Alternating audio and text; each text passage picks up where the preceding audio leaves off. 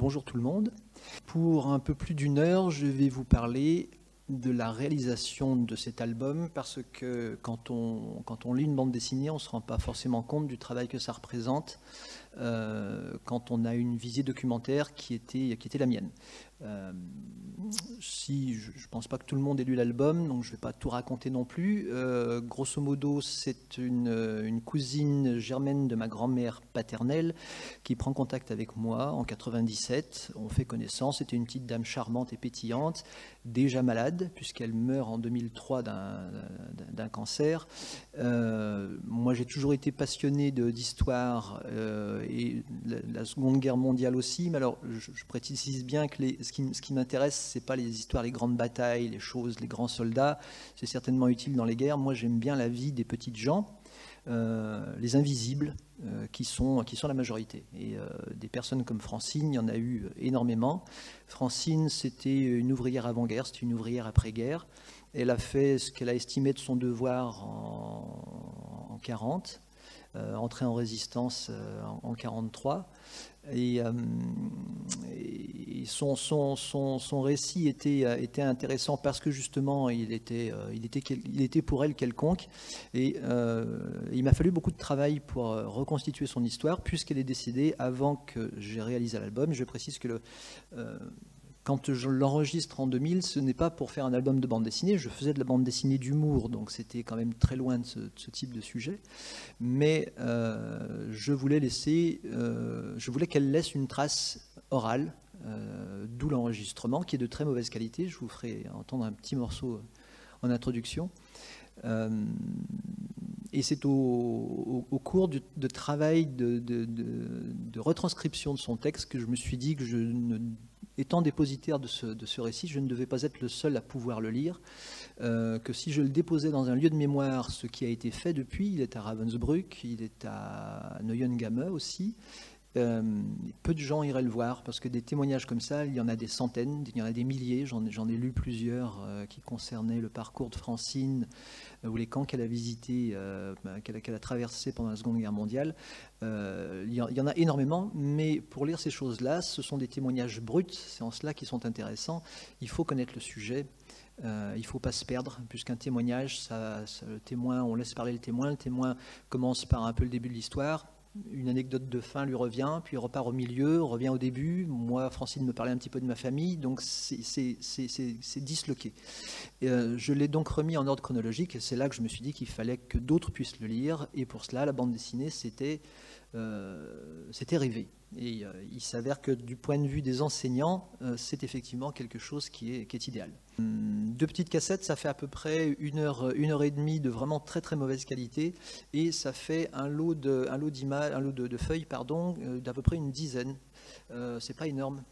Mais à partir de ça, quand on fait des recherches, on finit par trouver beaucoup d'informations qui font qu'au final, on a un album qui fait 128 pages. Alors le premier découpage en faisait 80, c'est-à-dire le découpage du texte brut. Mais une fois qu'il a été enrichi par les archives, dont celle de Pierre Fitz, puisqu'il y a des archives entretenues ici, qui sont entreposées ici, qui concernent le Roannais. Pardon. Et bien ça enrichit drôlement le récit, ça éclaircit des petites zones d'ombre et ça permet de compléter un récit pour lequel il n'y avait plus de témoins. Alors, au tout départ, moi je viens de cette bande dessinée-là qu'on voit, ce qu'on appelle du gros nez, c'est-à-dire de la bande dessinée d'humour, du Gaston Lagaffe, Boule et Bill, c'est du gag en une page, ça peut être très vite fait, on fait ça chez soi, on ne bouge pas, et puis on reçoit des scénarios, on les illustre et puis on les renvoie par Internet sans sortir de chez soi. Évidemment, pour faire un roman graphique sur la Seconde Guerre mondiale qui est illustration d'un témoignage vécu, il faut s'adapter. Donc, l'adaptation, elle a pris pas mal d'années puisque je décide de souvenir, de mémoire comme ça, autour de 2005, de faire une bande dessinée et que je trouve un éditeur en 2016 et que je me mets au travail en 2017. Il s'est donc passé un certain nombre d'années pendant lesquelles alors à temps perdu, il fallait que je fasse des albums pour me nourrir, pour vivre, il a fallu que je développe le dessin, qui soit adapté à ce type de sujet. Alors, ce type de sujet dramatique qui peut prêter, il y a beaucoup d'excès graphiques. Je dois dire qu'au début, c'est un peu ce que je m'étais dit, que j'allais me faire plaisir et que j'allais faire des choses assez fantastiques, autant que je pouvais, mais c'est pas rendre service au texte. Et mon but à moi, mon objectif, c'est de faire lire ce texte. Alors la première option qui a été retenue et qui a été confirmée par l'éditeur, parce que c'est pas évident que l'éditeur soit d'accord, c'est de garder la syntaxe orale, ce qui fait que le texte est un petit peu particulier, il n'est pas réécrit. Il y a quelques censures dans les redites, puisque le témoin, en parlant, revient sur certaines choses, donc raconte parfois plusieurs fois la même anecdote. Donc ça, je l'ai enlevé. J'ai enlevé, pour ceux qui l'ont lu, il y a pas mal de « un » dans la bouche de Francine. J'en ai enlevé la moitié, donc ça, c'était nécessaire, parce que sinon la lecture était assez pénible. Mais pour tout le reste, à part le fait de l'avoir mis en ordre chronologique, c'est-à-dire début de l'histoire à l'arrestation de Francine et fin de l'histoire à son retour, je n'ai absolument rien changé. Je n'ai pas scénarisé, c'est-à-dire que je n'ai pas rajouté de dialogue. Les quelques dialogues qu'il y a, ce sont des dialogues que donne Francine, ou parfois dans ses phrases, il y a des choses qui sont très dialoguées. Et je n'ai pas enlevé des choses qui me dérangeaient, je n'ai pas rajouté des choses pour faire pleurer. J'ai illustré le témoignage tel que je l'ai recueilli. Je m'en suis tenu à cela. Et pour ça, il fallait que le dessin soit le plus neutre possible. J'ai donc passé mon temps à faire l'inverse de ce qu'on nous apprend dans les écoles. J'ai passé mon temps à ne pas briller et à effacer tout ce que je faisais, ou la plupart des choses que je faisais. On le voit dans les premières cases, 1, 2, 3, 4, une petite évolution avec des choix de couleurs. Alors, la couleur qu'on appelle quadrichromie, toute couleur, ça n'a pas été envisagé, puisque c'est du ressenti. La couleur, ça va droit au cœur, c'est de l'émotion.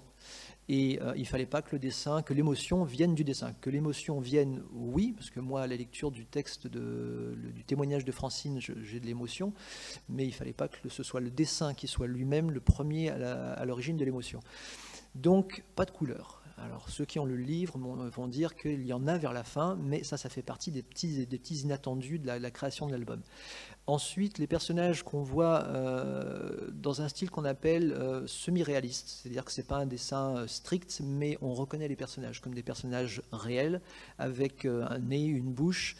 Mais tout ça, ça me dérangeait un petit peu, parce que pour ces périodes-là, ce sont des cases qui sont au tout début de l'album, ça n'apporte pas à conséquence, mais pour tout ce qui est des camps de concentration, de la représentation de la misère humaine dans laquelle ont été réduites toutes ces femmes, il me fallait un système graphique qui permette de représenter ça avec beaucoup de symbolique. Ce qu'on voit dans les deux pages, deux extraits que j'ai mis ici, dans cette case-là, les visages n'ont ni yeux ni bouche.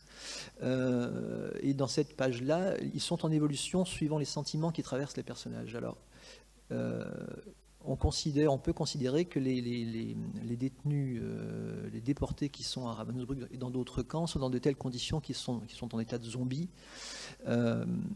et que pouvoir enlever les yeux et la bouche, c'est graphiquement très intéressant, parce qu'on reconnaît, alors les personnages sont tous de profil, ils ont toujours un nez, et ça permet d'avoir un personnage reconnaissable, même si on enlève les yeux et la bouche. Pour certaines images, je faisais des représentations, alors je parle de ce qui se passe dans les camps, avec simplement le moins d'expression possible, c'est-à-dire un point pour les yeux et une petite bouche, un petit trait horizontal, le plus horizontal possible, mais même ça, c'est encore une expression. Donc c'est une chose à bannir, pour l'idée que je me faisais de cette représentation. Donc j'ai élagué, les cadres des cases ont sauté, tout ce qui n'était pas nécessaire a été enlevé. De la première à la dernière page, j'ai passé mon temps à faire ces choses-là pour obtenir le résultat qui est celui que j'espérais. Alors je ne vais pas vous lire toute la bibliographie, parce que c'est celle qui a été nécessaire à la réalisation de l'album. Des archives. Alors comme Francine était décédée, plus personne ne pouvait répondre à mes questions, si tant est que Francine avait réponse à toutes les questions que je pouvais lui poser. Donc ça concerne les archives départementales à Saint-Étienne, les archives ici à Pierrefitte, il y en a un petit peu partout. En Allemagne, les seules que je n'ai pas pu éplucher sont des archives qui restent reste encore à Stockholm, qui concerne le camp de réfugiés que les autorités suédoises, enfin les divers camps de réfugiés. Il y a un carton, on m'a envoyé la photo du carton, donc j'ai la photo du carton qui n'a pas été dépouillé, dans lesquels il y a des papiers qui concernent les Françaises de Ravensbrück libérées et qui ont été en quarantaine en Suède. Je ne sais pas ce qu'ils contiennent, enfin, peut-être des choses qui parlaient de Francine, mais peut-être pas. Mais j'avais la bande dessinée, c'est un médium d'assez peu de moyens, donc je n'en avais pas pour aller en Suède, apprendre le suédois, parce que les archives sont en suédois et que ça aurait été très long et très difficile.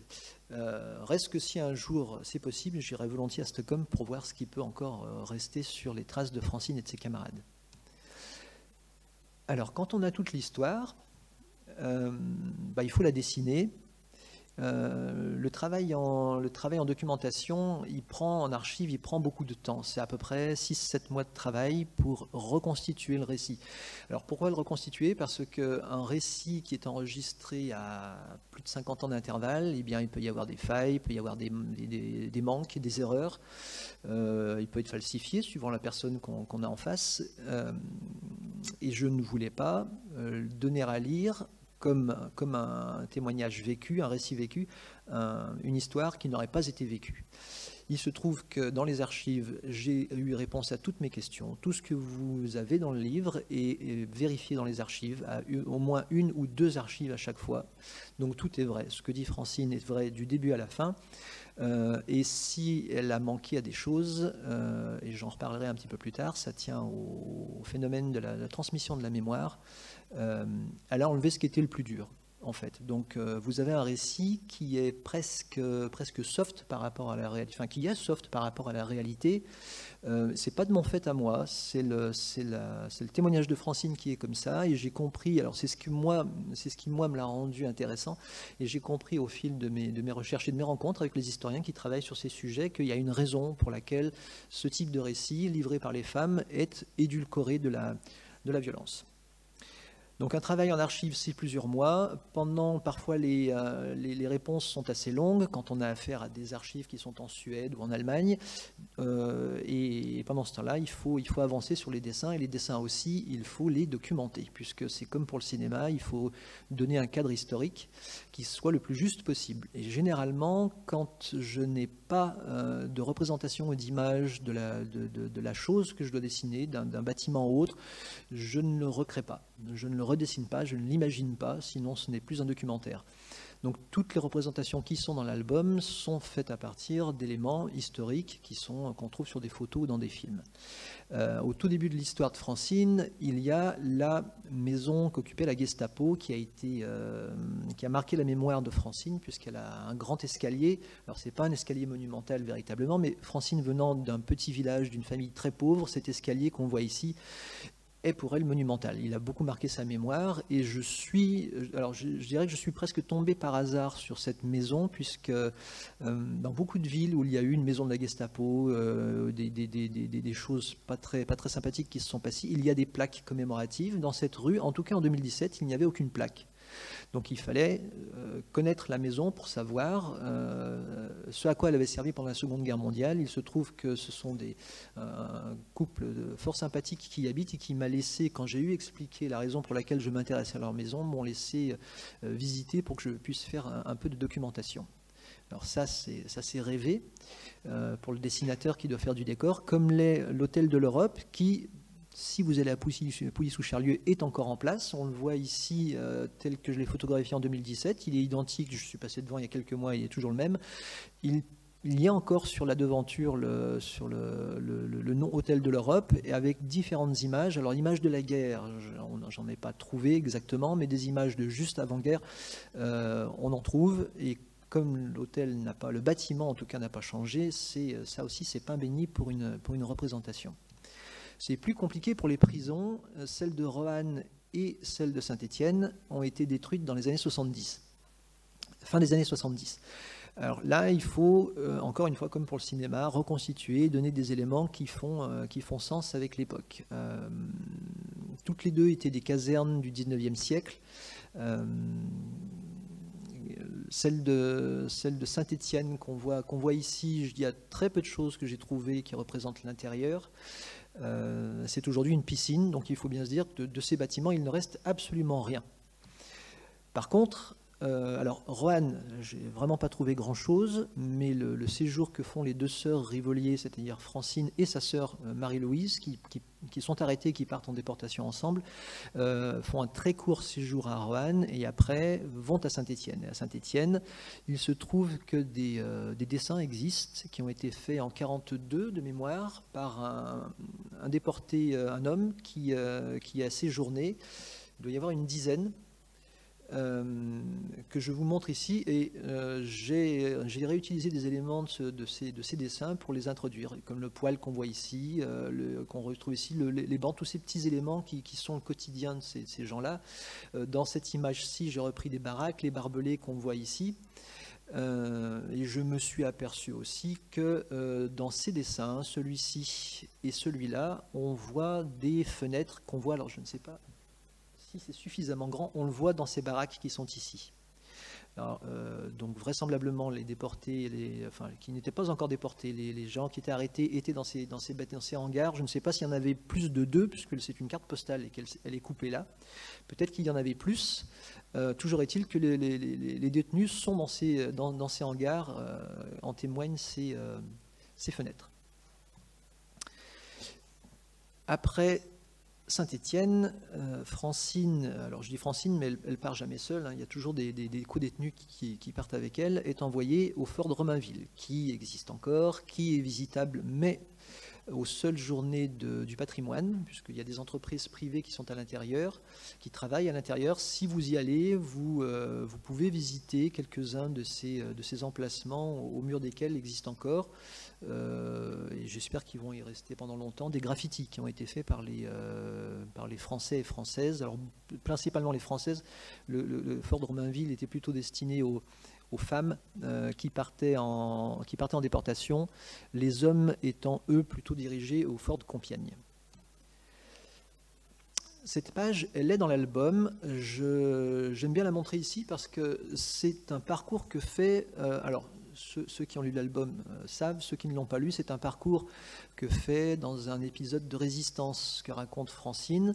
Elle et sa sœur convoient des armes, des valises d'armes pour la Résistance. Alors ce chemin qu'on voit entre Roanne et le Brugeron ici, qui est un petit lieu-dit dans les montagnes, enfin oui, petite montagne, ça prend 1h30 par la route. C'est un peu tortueux, mais ça prend 1h30. En 1943, évidemment, ces routes-là ne sont pas praticables. Francine n'a pas de voiture, donc il faut y aller par le train. Et alors, bien que j'ai écrit tous les noms de toutes les gares, je ne sais plus combien il y en a.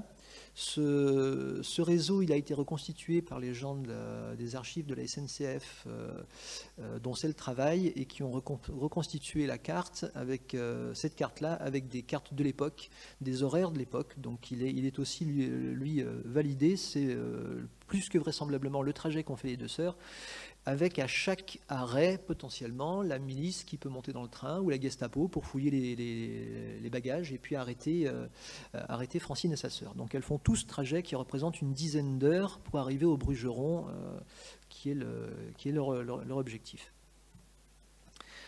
Dans les petites gares, alors bon, comme vous avez vu qu'il y en a beaucoup, je ne les ai pas toutes faites, ça m'aurait pris beaucoup de temps et puis ça n'avait pas trop d'intérêt. Je me suis focalisé sur les quelques dernières, et la toute dernière où Francine et sa sœur sont descendues, c'est celle-ci, à Oliergues, qui baigne dans son jus. Elle est grillagée de l'extérieur parce qu'elle n'est plus en activité.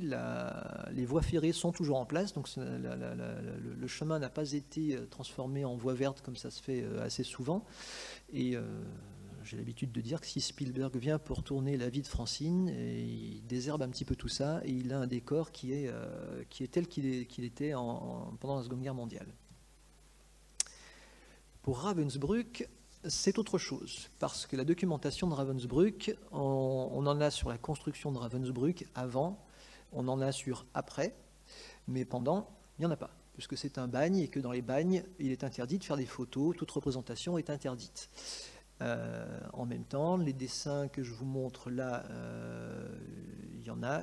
à la fin, vous verrez, qui ont été faits pendant la déportation. C'est très dangereux, puisque comme on n'a pas le droit de faire d'image, on risque sa vie à faire une image, à témoigner de ce qui se passe dans ces camps où rien ne doit sortir. Donc on utilise, je dis on parce que c'est moi et tous mes petits camarades qui travaillons sur ces thèmes-là, on utilise des documentations qui, elles, existent bel et bien. On envoie un dessin dans les pages qui suivent, vous en verrez d'autres, qui sont des dessins qui ont été faits tout de suite après la libération par les femmes elles-mêmes. Alors dans d'autres camps, quand des hommes sont des hommes qui ont laissé des témoignages dessinés. Pour Ravensbrück, ce sont donc des femmes qui ont témoigné aussitôt sorties du camp de leur quotidien, de tous les actes du quotidien. Ce qui pour moi était royal pour l'illustration, puisqu'elles dessinent toutes, elles montrent toutes la même chose, les étapes de la transformation en bagnard que raconte Francine dans son témoignage. Ce qui parfois donne des choses un peu curieuses. Par exemple, je mets cette case-là, qui est celle du dentiste. Alors personnellement, moi j'ai jamais vu de dentiste assis comme ça, il ne me serait pas venu à l'idée de représenter un dentiste dans cette position. Or, dans 2 dessins, on voit que le dentiste, il est comme ça. Alors peut-être n'avait-il de dentiste que le titre, puisque de toute façon, la pseudo-sculptation, ce n'est pas lui qui l'a fait. Connaissant cet élément, eh bien, je l'introduis directement dans ma case, comme le sont aussi toutes ces femmes qui sont nues avec les enfants, puisque Ravensbrück était un camp qui accueillait aussi les enfants qui venaient jusqu'à 15 ans, les garçons allaient avec leur maman, ce qui est une chose qui marque beaucoup les mémoires pour les femmes qui ont vécu ça. Alors les hommes aussi de leur côté, mais les hommes, ils étaient entre hommes. Les femmes, pour les survivantes qui témoignent encore, le disent, malgré leur grand âge et puis le 21e siècle dans lequel elles sont, la nudité brute qui leur était imposée dans le camp à leur arrivée est un traumatisme qui ne les a jamais quittés. C'est-à-dire que la nudité, à cette époque-là, n'est pas du tout considérée comme aujourd'hui. C'était un tabou. Aucune fille n'avait vu ses parents nus, ni sa mère, ni encore moins son père, ni un garçon, sa mère ou son père. Et là, ces gens-là se retrouvent tout nus devant leurs proches, mais aussi devant des inconnus. Et puis, pour les résistantes que sont les Françaises, devant des Allemands ennemis qui, eux, sont habillés. Donc c'est une double humiliation pour ces femmes-là qui passent à la tonte.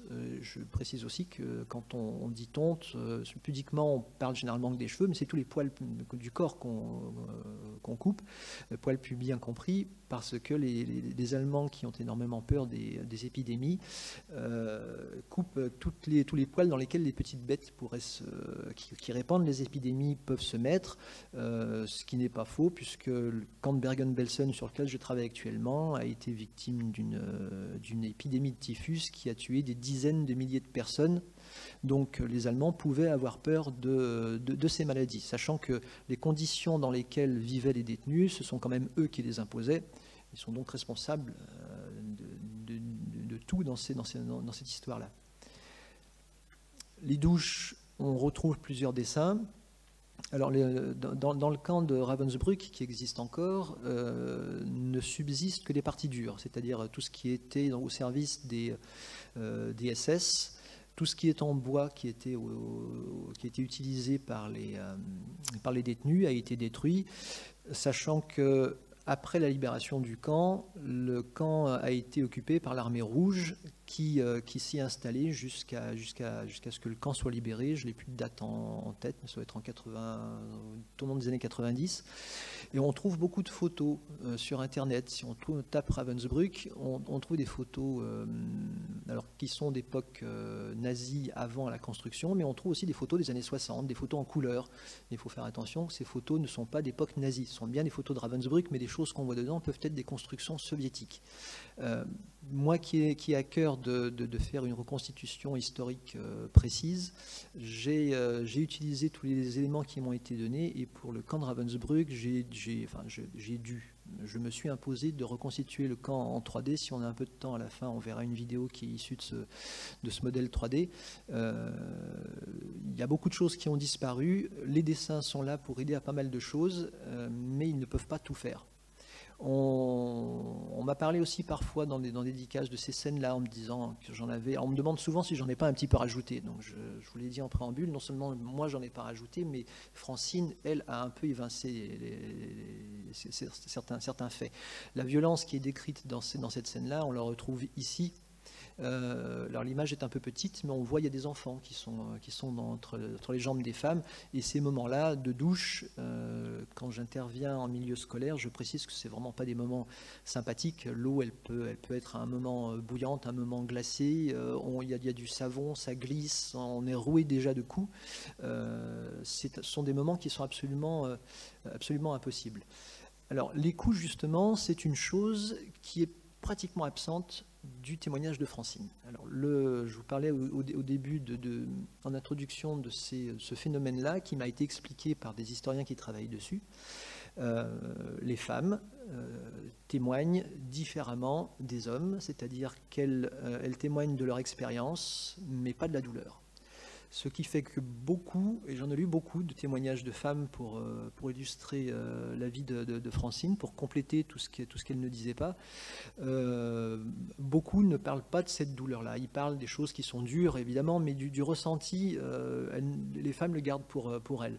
Et s'il lui arrivait de temps en temps de parler de ces petites choses-là, dans son témoignage que j'ai enregistré, elle ne parle pas de ces choses-là. Elle parle des fameux appels qui peuvent durer des heures et des heures. Il faut bien voir qu'un appel à Ravensbrück, que ce soit 2 heures, 4 heures, 6 heures, ou toute la journée, si c'est une punition, c'est une position statique.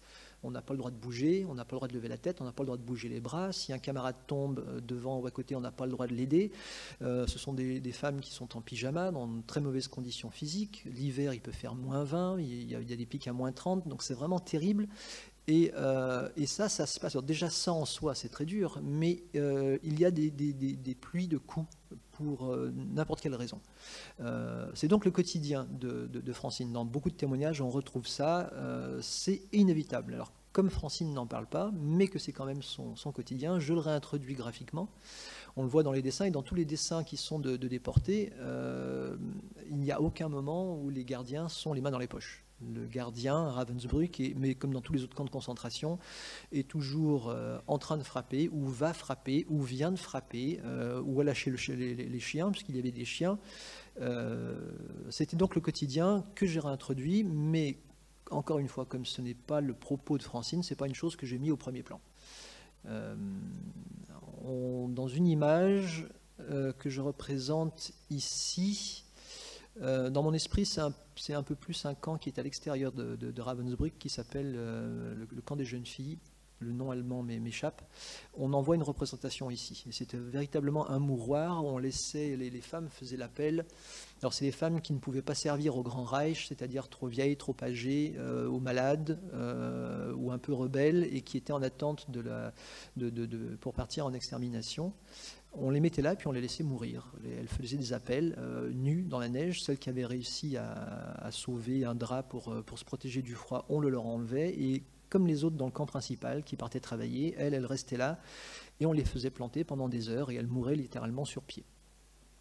C'est une autre réalité de Ravensbrück. C'est un camp extérieur qui a longtemps été ignoré, qui est redécouvert, et des témoignages commencent à ressurgir, ce qui est une très bonne chose. Donc Francine, quand elle arrive ici, elle est en quarantaine. Comme tous les détenus qui arrivent, les déportés qui arrivent, ils sont d'abord en quarantaine. Et pendant la quarantaine, il faut quand même se rendre utile pour les Allemands. Et ce que fait Francine, c'est ramasser les morts. On meurt dans un camp de concentration à n'importe quel moment parce qu'on est fatigué, malade, épuisé, que moralement on préfère la mort à la vie, ou qu'on s'endort et puis qu'on ne se réveille pas. Ces corps sont évacués le matin. Ils sont posés devant les baraques, devant les blocs, et puis une charrette passe et va les emmener à la morgue qu'on voit ici. C'est le bâtiment qu'il y a ici, d'où après elles sont emmenées au four crématoire. Ce type de charrette, on en voit dans beaucoup de camps, les représentations qui en ont été faites, même parfois dans un même camp, il y a plusieurs types de charrettes, mais c'est toujours le même principe.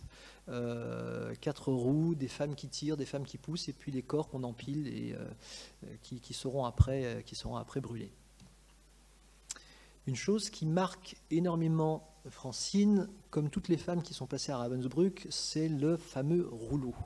Rouleau pour faire des travaux, de simples travaux qui ne servaient absolument à rien. C'est un travail qui est fait pour épuiser physiquement et moralement. Le petit rouleau qui est ici est bien à Ravensbrück, mais le grand rouleau a disparu. Le grand rouleau, c'est celui qu'on voit ici, qui est tiré par une vingtaine de femmes. Donc celui-ci, il faut moins de 20 personnes pour le tirer. Je crois me souvenir, je ne peux pas dire de bêtises en disant que ce grand rouleau, le fameux grand rouleau, puisqu'on le retrouve vraiment très très souvent dans les témoignages, il aurait été détruit par les déportés, puisqu'il était symbole de tant de souffrances qu'elles se sont acharnées dessus à la libération. Toujours est-il que celui-ci est visible in situ.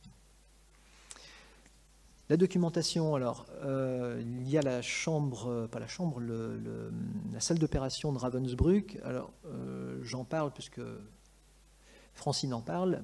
Elle n'a pas vécu, elle, les expériences, mais elle parle de ce qu'elle a vu. Elle a vu ces Polonaises qui ont subi les expériences médicales. La photo qu'on voit ici est la vraie salle d'opération de Ravensbrück. Alors, dans un état sanitaire qui n'est peut-être pas déjà au top, mais pour faire ce que les nazis ont fait, ce que les médecins nazis ont fait, après tout, c'était pas obligatoire. Ce que fait ensuite Francine, après Ravensbrück, elle part dans un camp, alors elle part en commando. Commando, en allemand, ça veut dire groupe de travail. Donc les Allemands, les nazis ayant besoin de faire tourner l'industrie, toute l'économie allemande, envoie ces détenus, il loue les détenus à qui veut bien les employer, et Francine part dans une usine d'armement à Wattenstedt-Linde. La carte que vous voyez ici, qui m'a été fournie par un historien allemand, alors je l'ai cadrée parce qu'il fallait qu'elle rentre dans ma page, mais elle est estampillée top secret, elle vient du bureau de Göring. C'est un plan qui date de 1937 et qui définit la ville de Salzgitter. Donc à l'époque où ce plan est fait, à cet endroit-là, ce ne sont que des terres agricoles. Sont déjà en route les hauts fourneaux qui se trouvent ici et les usines d'armement qui sont ici. Et dans le petit point là, c'est le camp de Wattenstedt-Linde où sera hébergée Francine. Il lui faudra donc pas marcher longtemps pour aller à son lieu de travail. Cette ville-là, qui n'existe pas en 1937, eh bien, jusqu'au début de la guerre, les nazis en ont construit 80%, plus de 80%. C'est la ville de Salzgitter qui est encore sur pied. C'est un pur joyau de l'architecture nationale socialiste. Mais ils ont mis d'énormes moyens pour construire cette ville qui était censée héberger tous les travailleurs allemands et toute l'infrastructure qui permettrait de faire tourner les hauts fourneaux qui sont dans cette région. Pour représenter par contre l'armement, la fabrication de l'armement, c'est assez difficile, même pour des choses qui ont été construites pendant la Seconde Guerre mondiale. J'ai eu d'ailleurs aucune réponse. Les seules choses sur lesquelles je me suis appuyé, ce sont ces photos-là d'ateliers qui sont, alors il y en a de Wattenstedt et il y en a qui sont aussi d'Auschwitz. Ce sont des machines qui étaient alors l'armement, c'est toujours de la haute technologie. Et les ingénieurs allemands ont mis au point des machines de haute technologie qui peuvent être utilisées sans formation spéciale. Alors qu'auparavant, pour faire tourner une machine, aujourd'hui encore, pour faire tourner une machine de haute technologie, il faut une formation. Il faut savoir ce qu'on fait. Les travailleurs, alors les Allemands disent travailleurs forcés. Ce sont des esclaves que font travailler les usines allemandes. Les esclaves qui arrivent dans ces usines-là sont potentiellement là le matin, mais pas là le lendemain, voire même dans l'après-midi. S'ils ont été battus à mort par un contremaître, il faut les remplacer très rapidement. Donc Francine, comme toutes ses camarades qui arrivent dans cette usine, elle apprend à travailler sur cette machine en quelques minutes. Il faut prendre une pièce, c'est de l'usinage, il faut prendre une pièce, la mettre à un endroit, appuyer sur un bouton, enlever la pièce, la mettre dans un bac qui part à une autre machine. Tout ça, ça a été parfaitement étudié. Et on retrouve les mêmes machines dans différents camps, là où les industriels allemands avaient besoin de la manne des déportés qui étaient aux mains des nazis. L'image qui est ici, c'est une image de propagande qui date de, alors j'ai pas mes lunettes, mais 39, je pense, qui met en valeur toute la réindustrialisation de cette région. Il se trouve que c'est une région qui est minière depuis longtemps, mais les filons avaient été abandonnés parce qu'ils n'étaient pas assez riches. Au XXe siècle, les technologies, au milieu du XXe siècle, les technologies permettent de mieux exploiter ces filons, donc les Allemands les remettent en marche. Alors, ça explique le choix de cette région-là. À l'autre bout du récit de Francine, en tout cas de son passage à Ravensbrück, c'est donc la fameuse évacuation par les bus blancs. Blancs parce qu'ils sont entièrement peints en blanc avec la croix rouge dessus, sur les côtés, sur le devant et sur le toit, puisque ce sont des opérations, s'il y en a eu plusieurs, il n'y en a pas eu qu'une seule, ce sont des opérations qui ont été faites sous l'égide de la Croix-Rouge internationale, avec en tête la Croix-Rouge suédoise, avec le comte Bernadotte qu'on voit ici, qui est entré en relation avec Himmler, donc le chef de la SS, qui possédait tous les détenus. Ça faisait sa fortune, puisque, comme je le disais tout à l'heure, les SS ont loué la main-d'œuvre aux entreprises allemandes. Ils ne les ont pas prêtés, ils les ont loués, et un ingénieur pouvait être loué beaucoup plus cher qu'un simple ouvrier.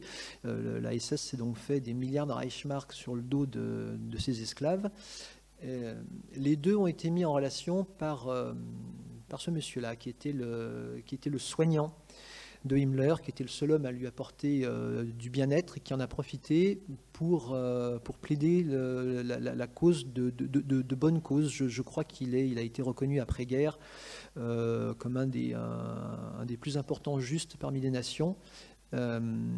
Pour Ravensbrück, il a mis en relation Himmler avec le comte Bernadotte, et le comte Bernadotte comprenant au fil du temps que Himmler perdait du pouvoir, puisque le Reich était en chute libre, et qu'il pouvait aller plus loin que ce pourquoi il était venu. Il était venu au départ pour récupérer les femmes scandinaves, donc suédoises, danoises et norvégiennes, et il s'est dit qu'il était en pouvoir de demander plus de femmes. Et quand il quitte Ravensbrück, il emporte avec lui des Françaises, des Belges, des Polonaises.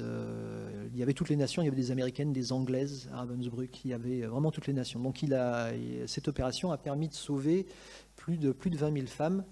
On voit sur une... alors j'en ai pas mis beaucoup, mais on voit, il y a des images où alors, bon, il y en a une que j'ai illustrée en fait.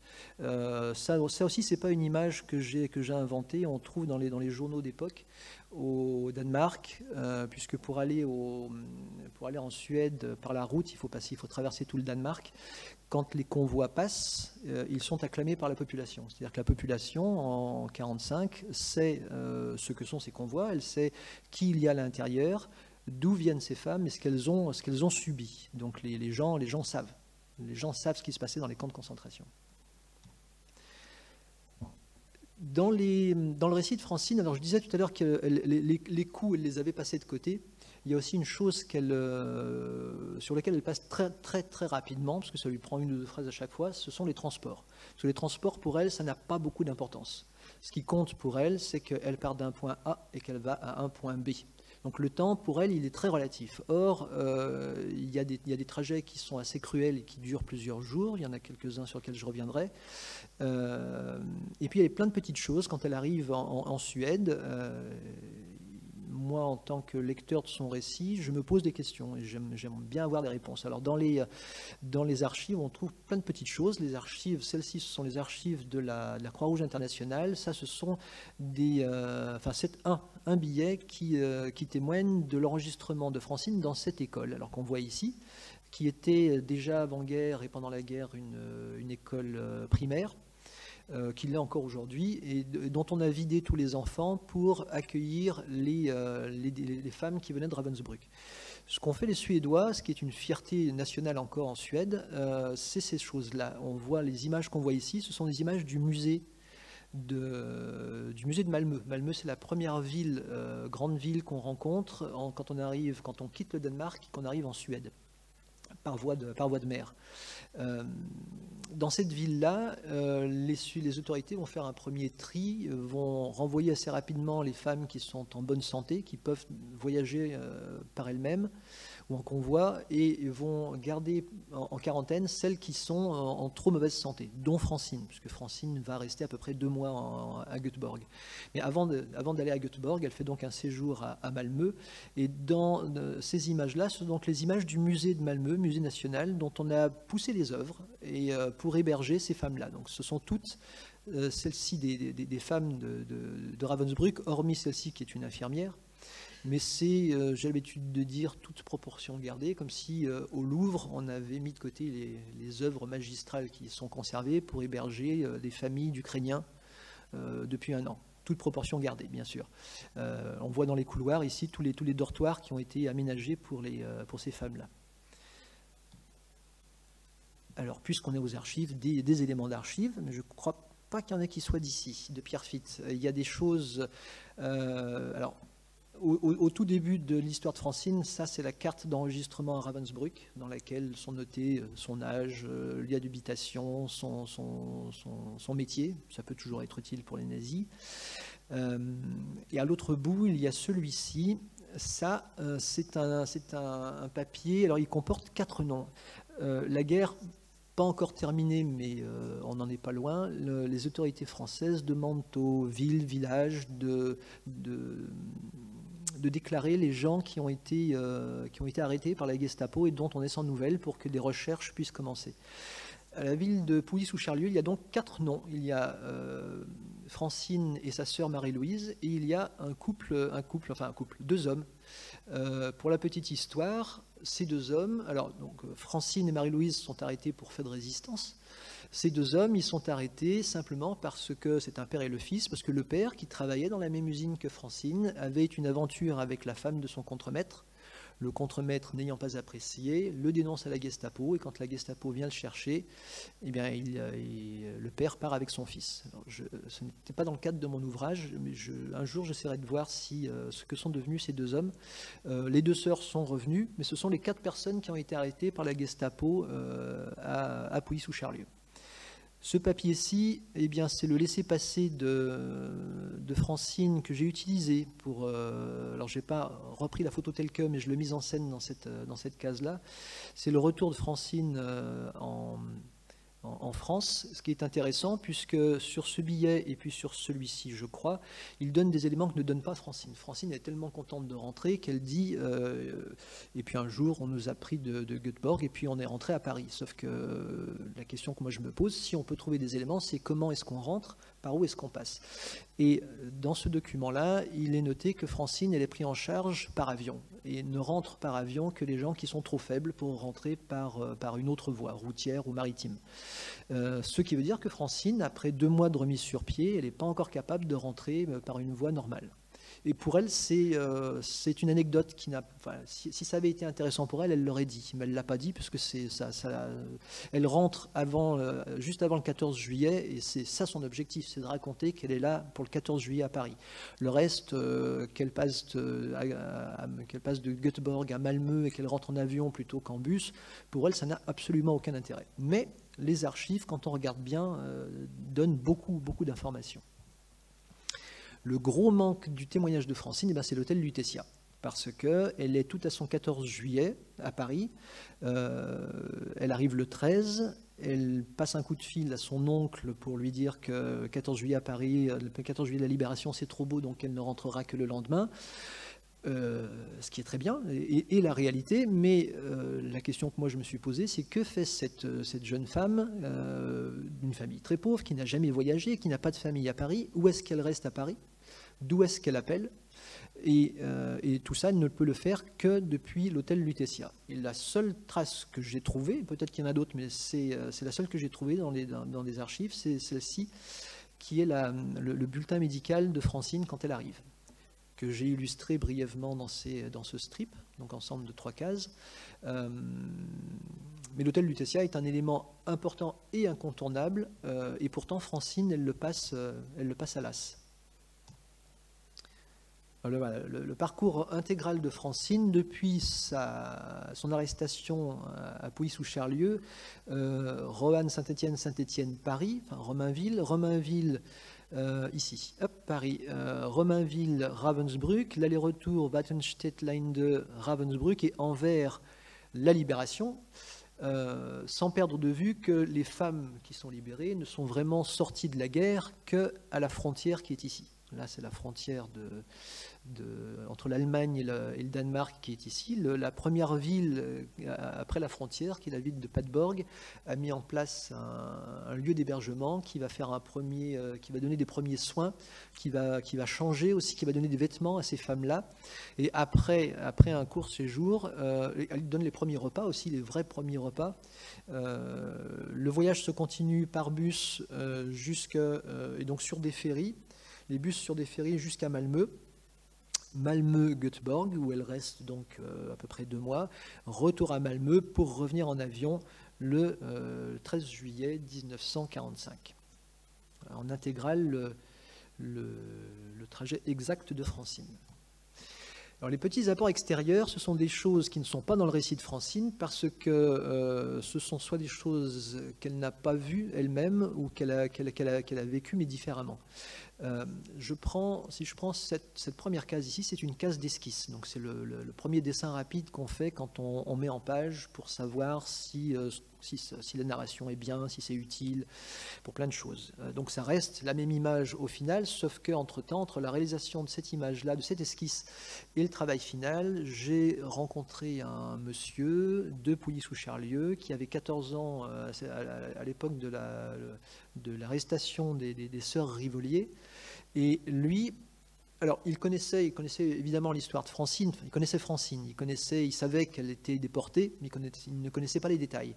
Donc il ne peut pas savoir quel est le contenu pourquoi il y a ce convoi. Lui, ce qui l'a marqué, c'est un convoi. Il s'est toujours questionné pourquoi il avait vu passer dans les rues de Pouilly un camion allemand qui tirait une voiture. Pour lui, ça a été un point d'interrogation jusqu'à ce que je lui dise pourquoi. Simplement parce que, et Francine, elle en parle dans son témoignage, Francine, elle parle de ce que les Allemands ont trouvé dans la cache, dans la maison qui était la maison de ses parents ici. Elle dit ce que les Allemands trouvent, mais elle ne dit pas ce qu'ils emmènent.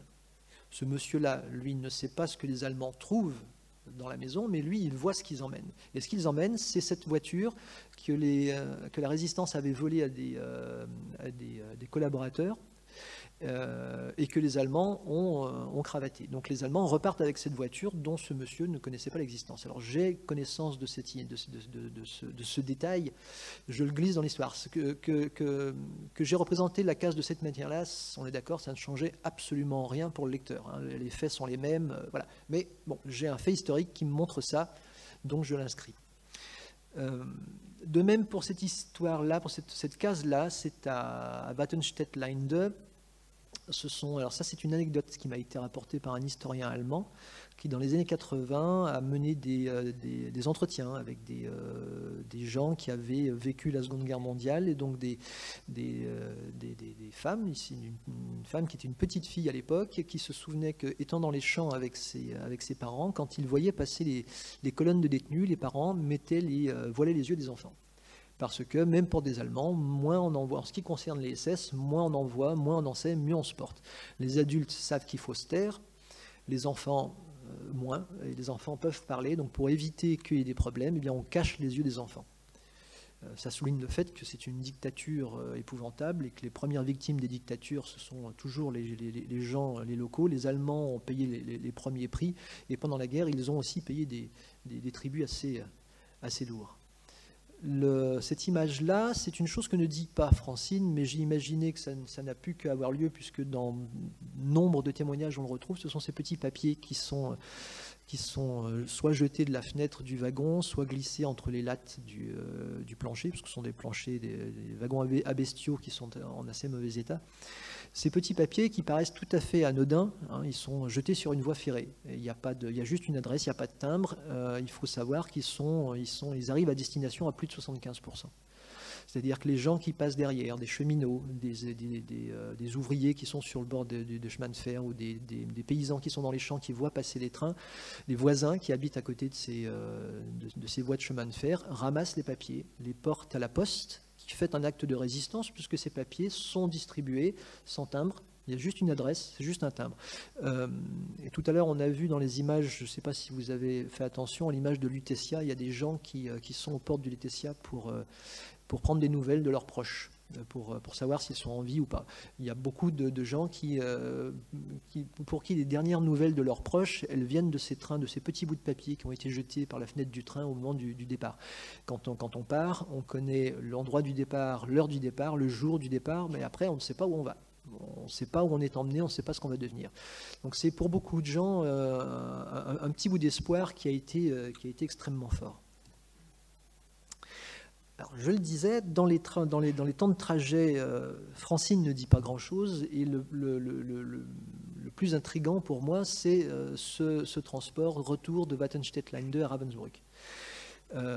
Encore une fois, Francine, ça lui prend 2 lignes, et puis un jour, on nous a ramenés à Ravensbrück. Mais elle n'en dit pas un seul mot. Or, dans au moins 2 témoignages, alors un témoignage qui se trouve à Neuengamme, et puis dans cet ouvrage, Sous l'habit rayé, qui est un témoignage d'un médecin français, Jean Bizien, qui était résistant, déporté, et qui a fait un récit de médecin, c'est-à-dire très détaillé, au jour le jour, parfois heure par heure, de son passage au camp de Wattenstedt-Linde.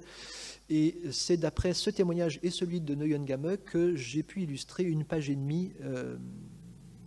C'est pour ça qu'elles sont sans parole d'ailleurs, parce que Francine, elle n'en dit absolument rien. Donc il y a 2 pages, 1 page et demie, 2 pages qui sont sans parole, avec ce train qui s'arrête, avec les morts qui sont sortis, qui sont enterrés sur le bas-côté, pendant que les nazis jouent de la musique et dansent. Alors je ne suis pas encore assez malade pour imaginer des choses pareilles. Ça, ce sont des choses qu'on trouve dans les témoignages qui sont écrits, alors publiés pour Jean Bizien, et puis non publiés pour celui et d'autres que je n'ai pas lu, celui que j'ai lu et d'autres que je n'ai pas lu. Il y a une chose que... Alors, si j'ai réintégré le rythme et l'effet du convoi, il y a une chose que je n'ai pas réintégrée parce que je me suis dit que si ça avait été le cas, si ça lui était arrivé, Francine elle en aurait parlé, c'est que Jean Bizien, lui, il voyage dans ces wagons-là, qui sont des wagons à minerai. Les wagons à minerai sont en entonnoir parce qu'on les remplit par le dessus et puis on les vide par le dessous. C'est plus pratique.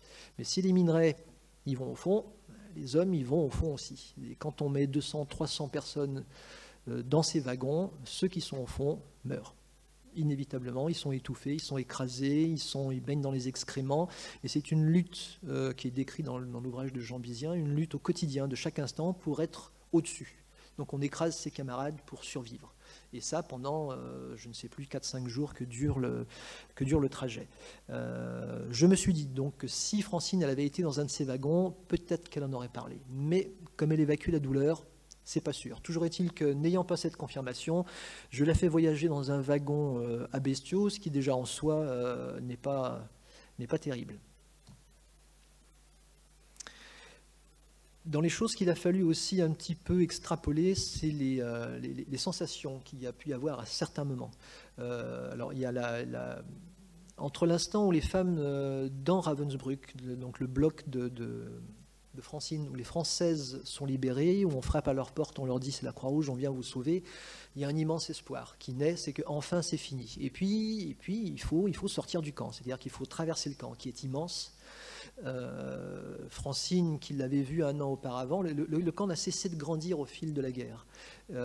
Quand elle arrive, elle fait sa quarantaine en 1944, elle est dans un endroit du camp qu'elle quitte après pour aller à Wattenstedt, et quand elle revient, elle est dans un autre endroit. Et l'endroit a tellement changé, il y a tellement de monde qu'elle pense qu'en fait, elle n'est pas à Ravensbrück, qu'elle est dans une ville. Pour elle, c'est une ville. Ce qui m'a, moi, beaucoup questionné au moment de la représentation, mais en apprenant l'histoire de Ravensbrück, ça m'a beaucoup éclairé. Reste que quand ces femmes, elles doivent quitter leur bloc, elles sont pleines d'espoir, mais il faut traverser le camp, il faut sortir du camp, et là, les vieux réflexes reviennent, c'est-à-dire, est-ce que c'est pas un nouveau plan machiavélique des nazis pour nous fusiller dans un coin, nous faire monter dans un bus et nous fusiller dans un coin de forêt, ce qui s'est passé à d'autres endroits de toute façon. Donc elles peuvent le penser. Et elles sont surprises de quitter le camp. Déjà de pouvoir quitter le camp, sortir du camp sans être battu, sans être abattu.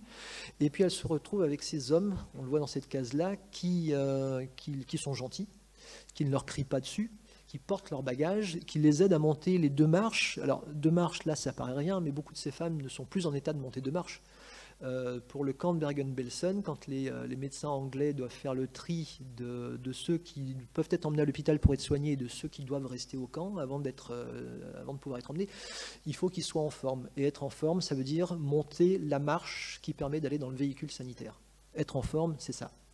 Donc ces femmes-là, elles sont aidées par ces hommes qui sont courtois et avenants, et il leur faut plusieurs kilomètres pour vraiment comprendre que vraiment elles sont libres et que la sensation de liberté, elle arrive à ce moment-là.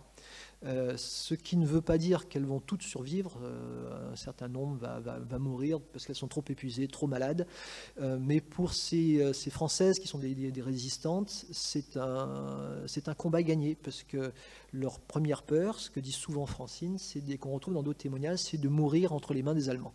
Là, elles vont peut-être mourir, mais elles sont libres, et c'est un combat qui est gagné pour elles. Improvisation narrative, ça ce sont des petites choses qui sont intervenues en cours de récit. Alors j'ai l'habitude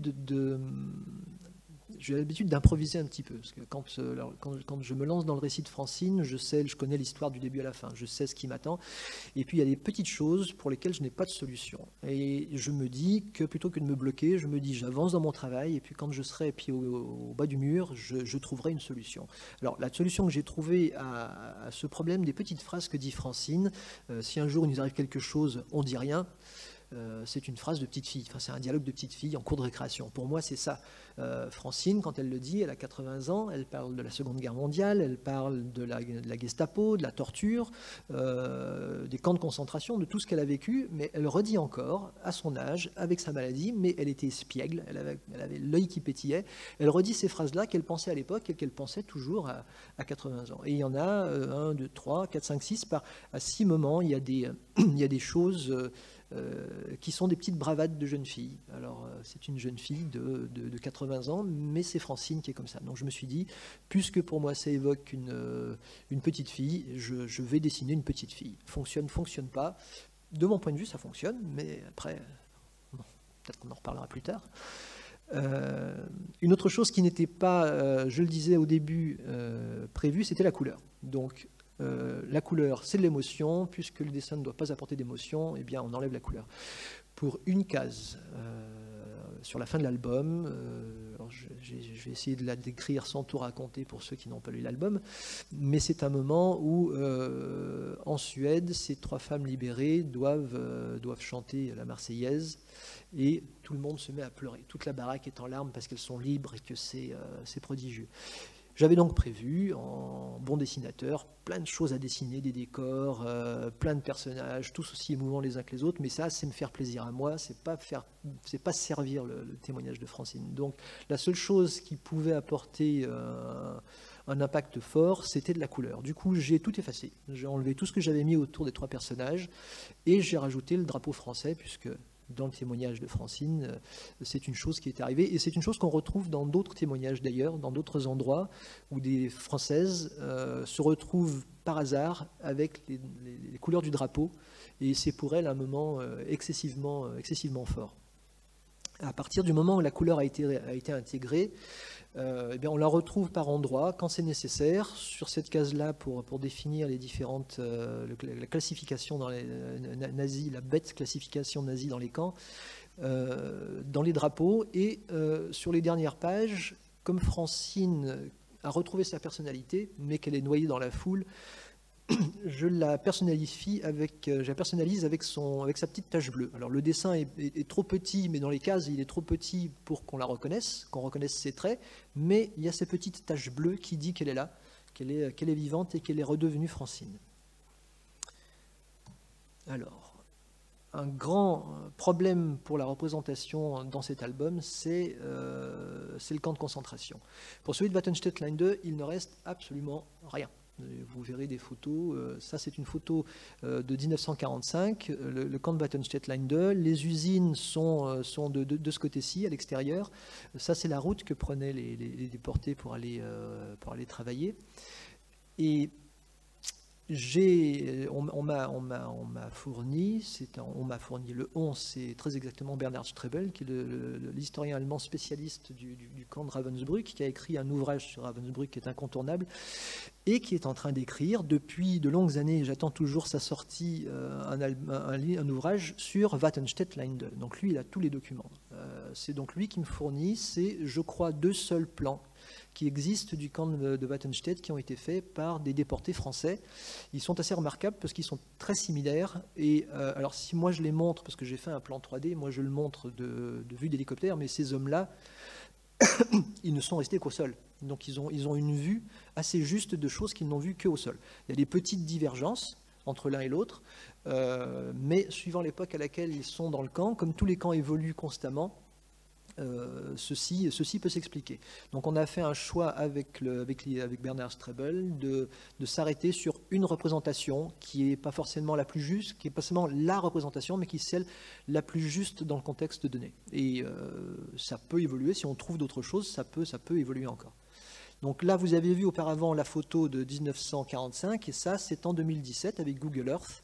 Ce sont des déchets miniers, enfin des déchets industriels, ce sont des monticules de déchets, qui fait que quand on monte dessus, sur un de ces monticules, eh bien, ce que j'ai fait ici pour prendre cette photo, on a une vision assez large à l'horizon des usines qui fonctionnent encore ici. Alors ce ne sont plus des usines d'armement, mais les bâtiments sont restés tels qu'ils étaient en 39-45. Ce sont d'autres usines qui fabriquent plein d'autres choses qui fonctionnent. En jaune, le chemin que prenaient les déportés pour aller travailler à l'usine. Ça, c'est le camp dans les années 60. Là, dans les années 60, où il reste encore du bâti. Donc le bâti, toujours la même chose, comme à Ravensbrück, le bâti dur reste. Tout ce qui est en bois a été pillé, réutilisé. Et ça, dans les années 80, ça commence déjà à être détruit. Et sur quelques photos, ici, et puis ici, il y avait ces espèces de gros suppositoires, dont je ne savais pas ce que c'était. Très difficile à identifier, et quand je suis allé sur les lieux, donc il n'y a plus rien sur les lieux, il n'y a plus qu'une stèle commémorative à l'entrée de ce qui a été l'entrée du camp, mais dans les alentours et partout dans la campagne, on trouve ces choses-là. C'est une photo que moi j'ai faite, et je me suis fait expliquer par l'historien qui m'accompagnait, qui me guidait. Ce sont des abris anti-bombes pour 3 ou 4 personnes, et il y en avait absolument partout. Alors partout là où il y avait de l'activité, c'est-à-dire que si on était en voiture ou en train de marcher et qu'il y avait une alerte bombardement, on laissait tout ce qu'on avait sur place, on filait dans ces abris et on s'enfermait en attendant que ça passe. Je ne sais pas si c'était efficace ou pas. Là où sont intéressantes les archives aussi, alors ça, ce sont des documents qui à l'époque en 2017 étaient absolument non connus. Du grand public, parce qu'ils m'ont été fournis par le mémorial de Drute. Drute, c'est le camp des hommes, je crois qu'il y avait que des hommes, qui faisaient tourner les hauts fourneaux à côté de Salzgitter. Ils ont un album qui est très riche, mais il me semble que certaines de ces photos, j'en ai vu passer sur Internet il n'y a pas si longtemps. Donc, à l'époque où j'ai fait l'album, elles étaient absolument inédites. C'est la gare de Immendorf, construite par les nazis pour être utilisée en dehors de Salzgitter pour l'industrie, tous les produits industriels qui devaient transiter, et aussi pour y faire descendre les déportés, puisque si les déportés, ce que j'avais imaginé au départ, descendaient à Salzgitter, ça faisait un long chemin pour arriver jusqu'au camp de Wattenstedt-Linde, et en plus ils étaient visibles par la population. Or, cette gare de Immendorf, elle est à quelques centaines de mètres, voire à peine quelques kilomètres du camp, et de là ils peuvent facilement arriver au camp. Donc, ayant ces images de documentation, je les réintroduis. Ce qu'on voit dans cette image, ce sont des travailleurs italiens. Alors, ce qui est bien dans cet album, c'est que toutes les photos, c'est un homme qui travaillait pour la SNCF allemande qui a pris ces photos. Toutes les photos sont datées et commentées. Donc on sait parfaitement, si je vous dis que ces gens-là sont des travailleurs italiens qui rentrent chez eux en 1942, ce sont effectivement des travailleurs italiens. C'est ce qui est noté sur le côté de la photo. Pour Ravensbrück, alors il y reste encore quelque chose. On voit ici le quai où sont descendus Francine et ses codétenus. Alors il y a plusieurs endroits où on pouvait descendre au camp de Ravensbrück quand on y était déporté. Francine descend à cet endroit-là. Il est tel qu'il était en 2017. Et en vue Google Earth, on voit donc la ligne de chemin de fer qui est ici, le quai que vous avez vu en photo est ici, et les femmes faisaient à pied ce parcours-là pour aller jusqu'à l'entrée du camp qui se trouve ici. Voilà. Là, le camp en intégrale, vu du ciel 2017, il reste pratiquement plus rien à l'intérieur. Une vue, ça c'est la vue qui est à la fin de l'album. Alors, elle évolue. Ceux qui ont l'édition 2018 peuvent s'amuser à regarder l'édition 2020, puisqu'entre 2018 et 2020, j'ai eu accès à d'autres informations. Il y a des choses qui sont ressorties encore, parce que les historiens travaillent encore dessus. Donc, pour cette édition 2020, on m'a demandé, enfin pour l'édition allemande plus exactement, on m'a demandé de revoir des détails sur la représentation de Ravensbrück. Alors, c'est vraiment des tout petits détails. Hein. Il faut vraiment jouer au jeu des 7 erreurs pour les trouver. Mais pour les historiens du mémorial de Ravensbrück qui utilisent l'album comme outil pédagogique, c'est primordial de représenter des choses qui sont justes. Alors c'est juste jusqu'à ce qu'on trouve d'autres éléments qui peuvent faire évoluer la chose. Et pour un album que j'ai en cours, avec un témoin qui est passé par Ravensbrück, j'ai dû faire évoluer encore mon plan 3D, qui est, alors on pourra, si on a le temps, on en verra un petit extrait tout à l'heure, mais sinon il est visible en accès libre sur YouTube. Les éléments qui restent encore étant en dur, eh bien, il ne reste pas forcément le plus joyeux, il reste le bunker, il reste la commandantour, il reste le four crématoire qu'on voit ici, là peu de temps après la guerre et tel qu'on peut le voir aujourd'hui. Et juste à côté, qu'on ne voit évidemment plus, la chambre à gaz qui est ici. Donc, je sais qu'il y a toujours des polémiques. Alors j'en ai pris une dernièrement, comme quoi les chambres à gaz ne pouvaient pas être à côté des fours crématoires, puisque le gaz Zyklon étant inflammable, c'était trop dangereux. Donc c'est une niaiserie pas possible. La preuve en est sur cette photo. Alors elle est annotée en russe, parce que c'est une photo qui n'a pas été détruite par les Allemands avant leur fuite, qui a été récupérée par les Soviétiques, qui l'ont donc annotée eux-mêmes. Mais quand les Soviétiques entrent dans le camp, la chambre à gaz a déjà sauté. Et comme elle est en bois, il n'en reste absolument plus rien. Mais elle a bel et bien existé. Il y a des témoignages, de gens qui ont construit cette chambre à gaz. Les nazis n'étaient pas des maçons, c'était des soldats. Donc quand il fallait construire quelque chose, ils faisaient appel à des gens, des corps de métier. Et comme aujourd'hui, on fait un appel d'offres. Il y a des gens qui répondent, et tout ça, ça laisse des traces. Donc dans les archives, il y a des traces de tout cela, et on ne peut pas dire que ça c'est impossible à cause de l'inflammabilité du gaz Zyklon B. À Ravensbrück, la chambre à gaz qui a fonctionné pendant 2 mois maximum était à quelques mètres du four crématoire. Les expériences médicales, alors il y en a eu dans d'autres camps, mais c'est quand même quelque chose de marquant avec la présence des enfants du camp de Ravensbrück.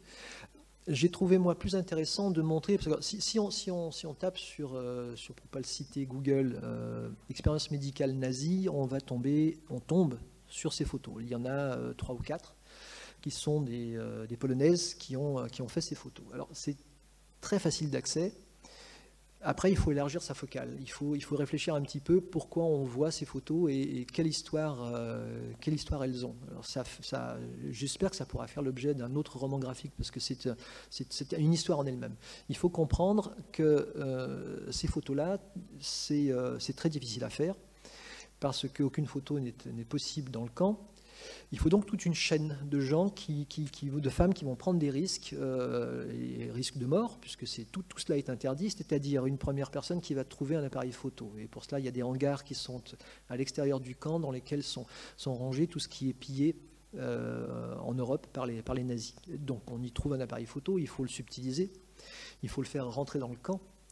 Il faut prendre la photo. Et prendre la photo, c'est ce que j'ai moi montré. Ça aurait été assez simple de représenter cette photo, mais ce qui est dans la mise en scène, elle montre qu'il faut quelqu'un qui pose, quelqu'un qui prenne la photo, et puis au moins 2 ou 3 autres témoins détenus qui veillent, qui font le guet pour ne pas être dénoncé, pas être vu et dénoncé. Si on est vu, on est dénoncé, et c'est directement la mort. Donc il y a toutes ces femmes-là. Et à la suite, Il faut cacher la pellicule argentique évidemment, sans savoir si la pellicule argentique elle est viable ou pas. On a trouvé un appareil photo, mais on ne peut pas l'ouvrir. Si on l'ouvre, ça voile la pellicule. Donc, il restait 4 photos de mémoire. Les 4 photos sont faites, mais quand ces femmes-là le font, elles le font pour l'histoire, et elles ne savent pas si elles vont être utilisables ou pas. Elles le font pour l'histoire parce que, étant des cobayes, elles sont vouées à disparaître. Vouées à être exterminées par les nazis pour ne pas laisser trace de cela. La chance veut que la plupart d'entre elles aient survécu grâce à un acte de résistance généralisé des femmes qui fait que dans leur fuite, les nazis n'ont pas pu les embarquer. Et ces photos ont pu être sauvées.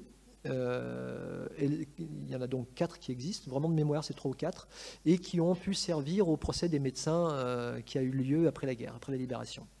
Donc il faut vraiment voir très large que toutes ces choses-là qu'on voit, qu'on trouve très facilement sur Internet,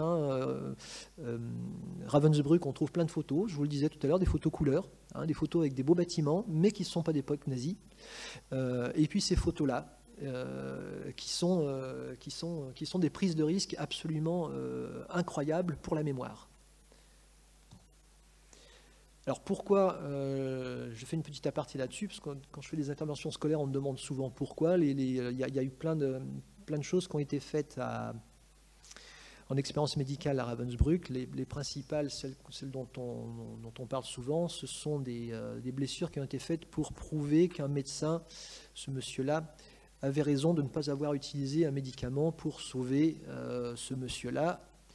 Reinhard Heydrich, qui était le loup parmi les loups, suivant ce qu'on a dit Hitler à son enterrement, puisqu'il a été assassiné en Tchécoslovaquie. Là, c'est sa voiture. Il est mort. En fait, il est mort d'un attentat, mais il n'est pas mort de l'attentat. Il est mort des suites de l'attentat. Il est mort d'une septicémie.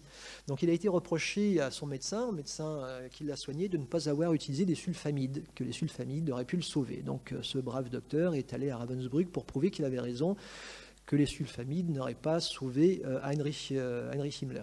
Pas Heinrich Himmler, pardon, Reinhard Heydrich. Ce en quoi il avait raison. Alors, c'est au-delà de Reinhard Heydrich, ça veut dire que si ces médicaments avaient marché sur cet homme-là, ils auraient pu être utilisés massivement pour tous les soldats allemands qui mouraient au front, à l'Est, et dont la plupart mouraient de septicémie plutôt que de blessures. Donc ça aurait pu être très utile, mais ça n'a pas été utile. Alors Ravensbrück en chiffres, je ne vais peut-être pas s'éterniser là-dessus, je ne sais pas combien de temps il nous reste. C'est quand même beaucoup de gens. 145 000 êtres humains, je dis bien êtres humains, c'est ce qu'utilisent les historiens, parce que, alors c'est un camp de femmes, mais il y a eu quelques hommes, il y a eu des enfants. Et puis il y a des vieillards, il y a des nouveau-nés. Ça représente toute la tranche humaine, avec des chiffres qui sont ce qu'ils sont. Il y a des choses qui sont répertoriées jusqu'à une certaine époque, mais par exemple quand on parle des morts, des femmes qui ont été exécutées, qui sont mortes à Ravensbrück, on ne prend pas en compte toutes celles qui ont été envoyées à la mort ailleurs. C'est-à-dire qu'on ne pouvait pas tuer sur place et qu'on a envoyé dans d'autres camps pour les faire mourir sur place. Celles-ci ne sont pas comptabilisées comme mortes à Ravensbrück. Mais ça reste des chiffres qui sont absolument incroyables. Les 3 figures françaises, alors bien évidemment, il y en a plus que 3. Les femmes ont été absolument exemplaires. 3 parce que ce sont celles dont parle Francine. Encore une fois, Francine, elle ne parle que de ce qu'elle a vu et pas de ce qu'elle a su qu'on lui a dit. Ces 3 femmes-là, elle a été en contact avec elles. Des contacts après-guerre avec Geneviève de Gaulle. Et ce sont vraiment des femmes extraordinaires avant la guerre, pendant la guerre et après la guerre. Alors voilà les dessins dont je parlais tout à l'heure. Ça, ce sont des dessins qui ont été faits pendant la guerre, pendant la détention. Ce sont des dessins de Jeannette Lerminier qui, quand elle arrive au camp, fort heureusement pour elle, sur la fin de la guerre, donc elle a pu faire ses dessins parce qu'elle était encore suffisamment en forme, et puis ils ont pu être sauvés aussi. Ils sont au musée de Besançon, qui m'octroie le droit de les montrer. Quand elle arrive, Jeannette, elle se dit que... Alors, elle n'a jamais dessiné de sa vie. Hein. Elle a fait des études d'art, elle connaît le dessin, elle a analysé, mais elle n'a jamais dessiné. Et quand elle arrive dans son bloc, le bloc des Françaises, dans le Nacht und Nebel, ces femmes qui sont destinées à disparaître du nuit et brouillard, qui sont destinées à disparaître de la surface de la Terre, brûlées, cendres dispersées, elle se dit qu'il y a deux choses à faire. D'abord, il faut leur remonter le moral, donc les dessiner un petit peu moins abîmés qu'elles ne le sont, ce qui fait que ces portraits sont presque frais. En tout cas, ils ne sont pas un reflet identique de la réalité. Ce sont des gens, ces femmes-là et toutes les autres femmes, qui passent leur temps à s'épouiller, à faire les poupes, parce qu'elles sont rongées par la vermine, tellement les conditions sanitaires sont déplorables. Donc elle les fait plus propres qu'elles ne sont. Elle ne dessine pas les visages, parce qu'elle considère qu'elle ne sait pas dessiner. Et c'est une chose qui, moi, me touche beaucoup à une époque où tout le monde fait des dessins, des photos. Moi, j'ai une fille qui faisait, bon, c'est un peu arrêté, mais qui faisait des dessins qu'elle publiait sur Instagram avec des signatures pratiquement aussi grosses que le dessin. On voit des signatures partout. Dans les dessins de Jeannette Lherminier, ce n'est pas la signature de Jeannette Lherminier, ce sont les signatures des femmes qui sont représentées. Ces dessins sont censés être la dernière trace sur Terre de ces femmes qui vont disparaître ensemble. J'ai plus de son. Si. Donc elle dessine ces femmes-là et ce sont ces femmes qui signent pour signer leur présence. C'est l'acte de leur présence. Fort heureusement, je crois que tous ces dessins ont été sauvés et réunis et sont donc exposés. Allez les voir à Besançon, ils sont absolument merveilleux. Il y en a, alors, ceux qui sont du début sont, je ne veux pas dire qu'ils sont maladroits, mais ceux qui sont sur la fin sont beaucoup plus adroits que ceux du début, avec des compositions très intéressantes. Et moi, je trouve ça très intéressant. Moi, dessinateur, personnellement, je ne dessine que quand j'ai quelque chose à raconter. Alors, j'ai des tas de confrères, et c'est très bien pour eux, qui dessinent tout le temps. Voilà, c'est leur truc, ils dessinent, et c'est très bien, ça leur fait du bien. Moi, je ne dessine pas tout le temps. Si j'ai rien à raconter, je ne dessine pas. Ces dessins-là, c'est le dernier acte pour garder une trace de mémoire. Et tout ce qui reste, c'est le dessin. En fait, c'est un crayon, un papier. Il y aurait eu juste des parois murales, elle aurait dessiné sur les murs. Il reste que ça. C'est pour moi, là-dedans, dans ces dessins-là, il y a vraiment, c'est l'essence du dessin. C'est la base du dessin, c'est l'origine du dessin, c'est ce à quoi sert le dessin. Tout le reste, après, c'est du blabla. Il y a des très beaux blabla. Hein. Il y a des gens qui font des choses merveilleuses, mais pour moi, ça représente vraiment l'essence du dessin. Et sans m'en rendre compte peut-être, mais j'en ai quand même une notion qu'ils m'ont inspiré pour le traité que j'ai choisi, qui est un traité au crayon, qui est très sobre et qui était assez adapté pour diverses raisons, et qui est aussi celui qu'avait utilisé Jeannette Lherminier, mais parce qu'elle n'avait pas le choix. Voilà, elle n'avait pas le droit d'avoir un crayon, elle n'avait pas le droit d'avoir de papier, mais elle a quand même fait ça. Tout ça à partir de petites cassettes d'1h30, 1h30, pas plus. Et Francine, telle qu'elle était en 1949, c'est une photo qui date de son mariage, donc 4 ans après son retour, elle a repris des joues, elle a repris du poids, elle était pas très grande, mais elle a l'œil pétillant qu'elle avait encore à 80 ans quand j'ai fait l'enregistrement. Et j'en ai fini avec ma présentation. Cette vidéo-là, vous pouvez la trouver sur YouTube, vous tapez même celle-ci, peut-être même celle-là aussi, je ne me souviens plus, plan 3D, modèle 3D Ravensbrück, et vous allez forcément tomber dessus, ou avec mon nom, c'est facilement accès facile. Alors j'étais un peu bavard, du coup on va avoir un petit peu plus de temps de questions-réponses, mais je suis ouvert à vos questions. Merci.